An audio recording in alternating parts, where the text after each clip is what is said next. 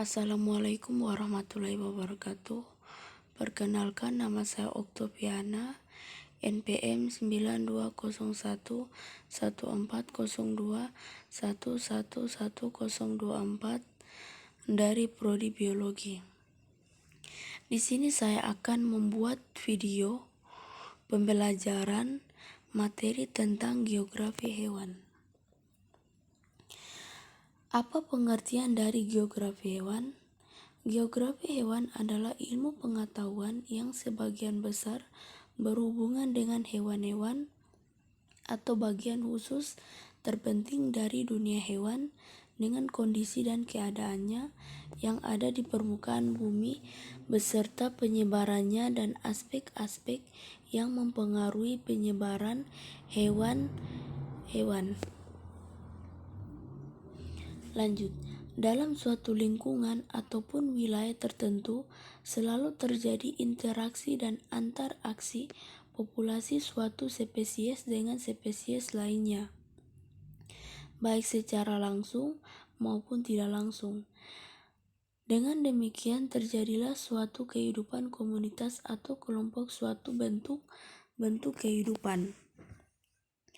Di dalam komunitas tersebut selalu terdapat komponen-komponen flora, fauna, dan mikroorganisme maupun manusia. Persebaran flora dan fauna. Persebaran flora. Flora endemik adalah sekelompok jenis tanaman yang hidup di daerah tertentu, seperti flora daerah Sumatera, flora Jawa, flora endemik Kalimantan, dan lain-lain. Flora endemik pada suatu daerah memiliki jenis-jenis tertentu. Terkadang, flora di suatu daerah tidak dapat ditemukan di daerah lain. Lanjut, hal ini dikarenakan setiap daerah memiliki ciri khas tertentu, seperti perbedaan iklim atau perbedaan cuaca. Selain itu, jenis tanah juga mempengaruhi perbedaan pada tiap daerah. Contohnya, seperti bunga melati yang merupakan flora endemik di Jawa.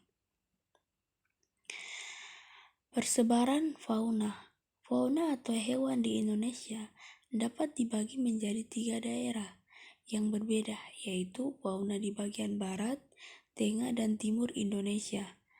Garis khayal yang memisahkan antara Indonesia bagian barat dan tengah dipisahkan oleh garis Wallace, sementara garis khayal yang memisahkan antara fauna di Indonesia bagian tengah dan timur dinamakan garis Weber. Fauna di Indonesia bagian barat memiliki ciri-ciri, yaitu 1. Hewannya tidak memiliki kantung. 2. Banyak jenis kera. 3. Mamalia memiliki tubuh yang cukup besar. 4. Dapat ditemukan berbagai jenis reptil. 5. Dapat dijumpai berbagai jenis burung bersuara merdu dengan warna yang indah. 6. Memiliki banyak jenis ikan tawar. Dan ada beberapa contoh jenis fauna di Indonesia bagian barat, yaitu 1. Mamalia. Ada harimau Sumatera, badak bercula 1, kerbau, banteng, gajah, tapir, dan keraras. 2. Hewan reptil. Ada buaya, ular, biawak, terenggiling, toke, bunglon, kura-kura. 3. Burung. Ada elang, jalak, merak, kutilang, gagak, dan burung hantu. 4. Primata. Ada orangutan, surili, bekantan. 5. Jenis hewan unggas, serangga, ikan tawar, pesut, sejenis lumba-lumba. Fauna di Indonesia bagian tengah. Tipe peralihan. Tipe fauna di bagian ini merupakan hewan yang cuma ada di wilayah bagian tengah. Tipe peralihan yang dengan jelas berbeda dengan jenis hewan yang berada di bagian barat dan timur Indonesia. Garis Wallace merupakan garis yang memisahkan antara tipe hewan di bagian barat dan garis Weber di bagian timur. Habitatnya tersebar di pulau-pulau di bagian tengah Indonesia seperti Sulawesi, Maluku, dan Nusa Tenggara. Dan memiliki ciri-ciri sebagai berikut. 1. Memiliki fauna campuran antara tipe Aisa dan Australis. 2. Bersifat endemis, hanya terdapat di satu wilayah saja. 3. Tipe fauna tipe peralihan yang terancam punah dan sangat langka dapat dikategorikan sebagai tipe hewan endemik. Dan ada juga beberapa jenis fauna di Indonesia di bagian tengah peralihan, yaitu Komodo, binatang sejenis reptil yang tidak dapat ditemukan di daerah lain atau negara lain, cuma ada di Pulau Komodo dan di Indonesia.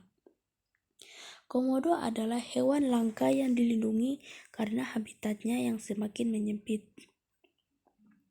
Lanjut, ada babi rusa hanya terdapat di Pulau Sulawesi, tepatnya di Sulawesi Tengah. Anoa, binatang khas Sulawesi yang memiliki ukuran badan yang lebih kecil, mirip sapi. Burung maleo di Sulawesi, monyet hitam di Sulawesi, kura-kura leher ular di Pulau Rote, Nusa Tenggara Timur. Ada kuskus di Sulawesi, ada beruang di Sulawesi juga. Ada burung kakatua kecil jambul kuning di Nusa Tenggara Timur. Ada tarsius, primata kecil di Nusa Tenggara Timur. Fauna di Indonesia bagian timur, tipe Australis. Fauna di bagian timur Indonesia tipe Australis yang memiliki kemiripan dengan fauna yang dapat ditemukan di benua Australia. Terdapat berbagai macam jenis burung yang dilindungi dan berhabitat asli di timur Indonesia.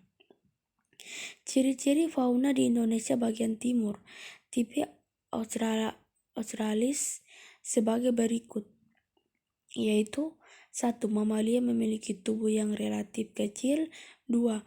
Berbagai jenis burung warna bulu yang menawan. 3. Tidak ditemukan kera di hutannya. 4. Memiliki banyak binatang berkantong. 5.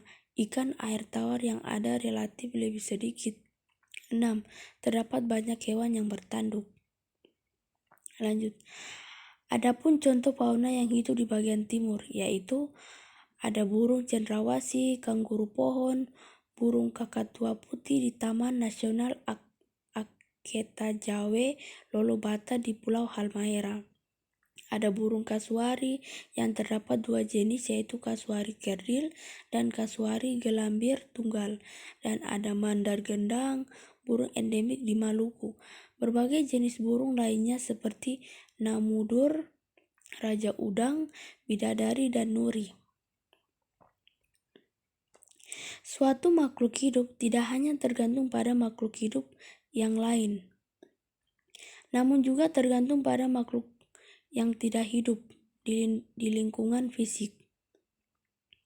Komunitas atau kelompok suatu bentuk kehidupan bersama dengan lingkungan fisiknya sebagai wadah atau tempat kehidupannya, selalu menciptakan suatu bentuk ekosistem.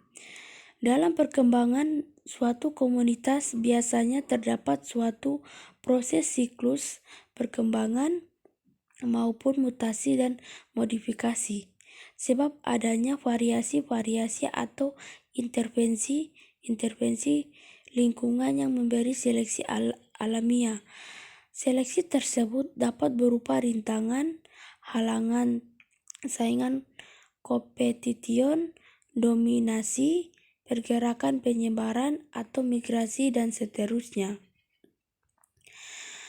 Dan perkembangan makhluk hidup berdasarkan teori evolusi dapat dikelompokkan menjadi beberapa golongan, yaitu evolusi terjadi karena faktor letak geografis, evolusi karena faktor lingkungan dan genetika, evolusi karena faktor adaptasi dan seleksi, dan evolusi karena faktor seleksi buatan.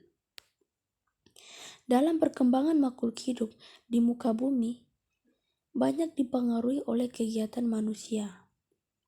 Hal ini disebabkan oleh pertambahan Populasi manusia yang begitu cepat mengakibatkan sistem ekologi makhluk hidup, manusia, hewan, dan tumbuhan di permukaan bumi menjadi terganggu. Oleh sebab itu alam perlu dilindungi dan diawetkan, dikonservasi agar tidak terjadi kemusnahan dari spesies-spesies makhluk hidup. Pengawetan alam juga mempunyai nilai ekonomi. Perlindungan alam dibagi dua kategori, yaitu perlindungan alam umum dan perlindungan alam dengan tujuan tertentu. Perlindungan alam umum merupakan satu kesatuan, yaitu flora, fauna, dan tanahnya. Sedangkan perlindungan dengan tujuan tertentu melindungi satu atau beberapa unsur dari alam di daerah tertentu. Perlindungan alam umum dibagi menjadi 3, yaitu 1. Perlindungan alam ketat, 2. Perlindungan alam terbimbing, dan 3. National Park. Perlindungan alam dengan tujuan tertentu dibagi menjadi perlindungan geologi, perlindungan alam botani, perlindungan alam zoologi, perlindungan antropologi, perlindungan pemandangan alam, perlindungan hutan, perlindungan marga satwa, dan perlindungan ikan. Sekian dan terima kasih. Wassalamualaikum warahmatullahi wabarakatuh.